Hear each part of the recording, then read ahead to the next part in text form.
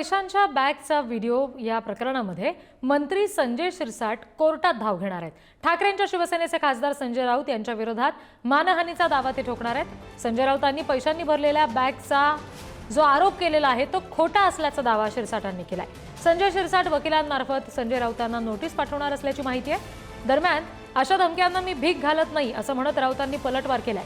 मी सरकारचा दलाल नाही, चुकीच्या गोष्टींविरोधात लढत राहणार असंही संजय राऊत म्हणाले।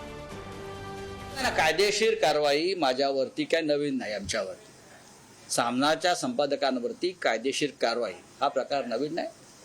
अशा प्रकारच्या अनेक नोटिसा आम्हाला येत असतात, सर्वच पत्रकारांना संपादकांना येत असतात आणि आम्ही in the interest of nation आणि स्टेट हे खटले आम्ही लढत असतो। बघा, गद्दारांच्या विरुद्ध आम्ही संघर्ष सुरूच केलेला आहे ना।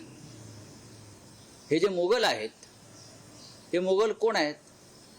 एकनाथ शिंदे किंवा हे जे आता कोण आहेत त्यांच्याबरोबरचे हे मोगलच आहेत, ज्याने महाराष्ट्राच्या अस्मितेवर आक्रमण केलं होतं, पडझड केली होती, शिवरायांचं स्वराज्याचं स्वप्न उद्ध्वस्त करण्याचा प्रयत्न केला होता।